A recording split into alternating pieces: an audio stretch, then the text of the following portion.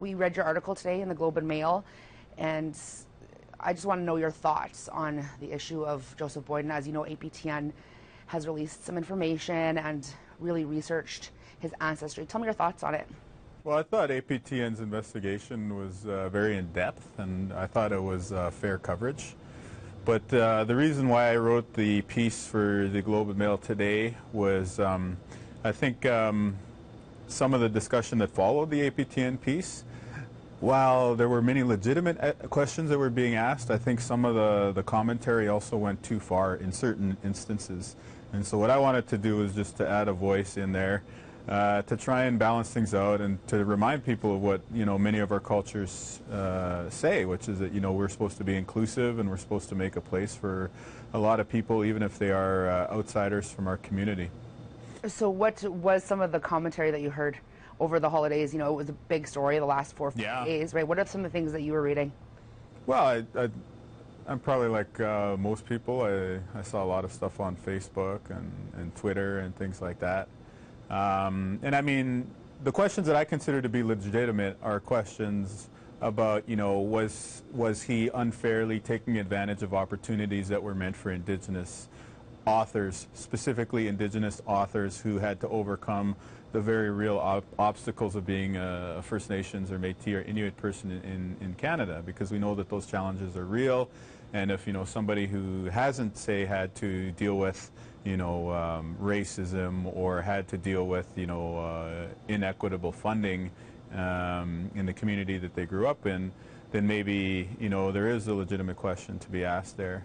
But some of the commentary also seemed to me to also have a lot of very, intense anger behind it, and also a lot of people just driving into personal attacks. And, once it gets into that territory, I think that, we're starting to get away from a lot of our community's values.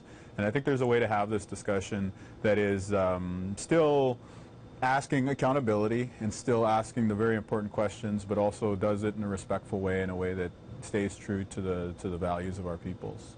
And personally, Joseph. Yeah. So tell me, what kind of guy is he? I don't know. He's kind of he's an artist, and I mean that in the various senses of the word. Like, he is a creative sort of person. I know him mainly in the professional world, but also as a friend. And, I think he's a good guy. And as all this was about to come out, I was talking to him, and I did encourage him to be, completely open and honest. And I still, as I say in the piece that I wrote today, I still think the ball is in his court quite a bit, and I think that there are some questions that he should come forward and answer. I think he should be completely upfront about his ancestry. I say that in the piece. If he's not Native, tell us. If it's one ancestor generations back, then okay, tell us who it is and who that person was. And then I think that there's also some other questions that he needs to grapple with. The question about award money, things like that. And also, the issue of where does he go from here? There's been a number of questions asked about ancestry and identity that I think are legitimate.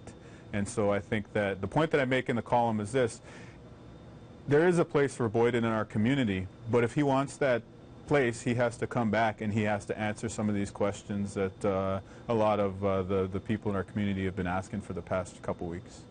How would that look to you? What do you think would be a good setting for that? I mean, he suggested in his response to APTN, perhaps, that an elder be present. Yeah. What do you think that would look like, and how should it move forward? Well, I don't think that's a bad idea. If APTN wants to indigenize news, then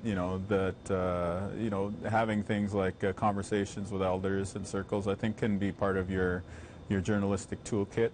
But I think more what I'm saying is it's not going to be any one specific event. Like, it's not like I or even you can say, okay, Boyden, you get your pass and welcome back to the community. It's not going to be like that.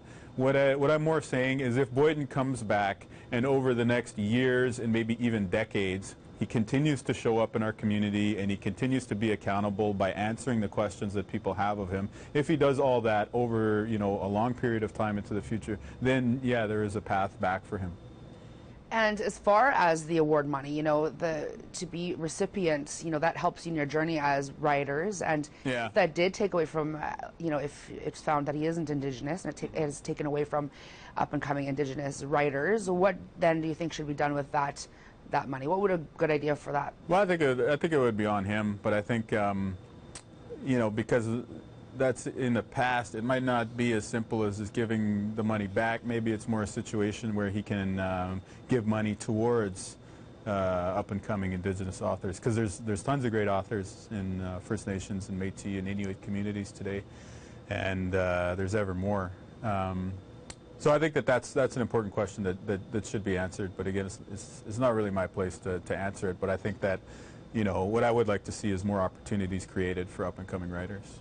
And so, there is a bit of a, with the Facebook, social media, Twitter, and Yeah. all the different opinions, there is a little bit of hurt there by people who feel that they were misguided, misled. Misled, yeah. And that they, like, what do you have to say to those people that maybe are a little bit, and the shame even that he's feeling maybe right now?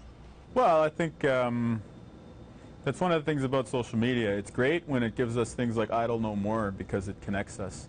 But then when people get disassociated from one another and there's no longer the face-to-face accountability of I have to say something and stand there and watch your emotional reaction to it, once we get away from that, then sometimes it creates a lot of problems. So I think that I think about it more in terms of I know people who are mutual friends of myself and Joseph, and I know some people who are mutual friends are kind of hurt by how he's presented himself. And so I think that, as with the broader questions in our community, Joseph has to answer some of those things, and he has to confront those people. Not confront them, but, just show up and talk to them and put things back on the proper footing. In terms of, I think APTN has done, good journalism on this, but I think that APTN's job is not finished. You guys have to keep following the story and present, whatever comes next too. Yeah, there's always that journalistic responsibility to follow through with the story. Yeah. And I guess, what do you hope the outcome is then, I guess, of this? Well, I think, I think that the truth is, whoever came up with that truth and reconciliation line was really smart. And I'm a big believer in reconciliation. Even a situation like this where there's a lot of hurt feelings, I still believe that, maybe 5 years, 10 years down the road, Joseph and some of these people who are very critical of him will, sit in a room together and still be able to have an interesting dialogue about ideas about, this country and Indigenous peoples and all those things. But in order for that to happen, there needs to be some truth-telling.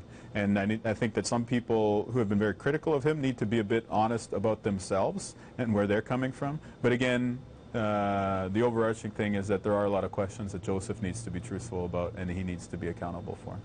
Anything else you'd like to say today? No, I think that's good.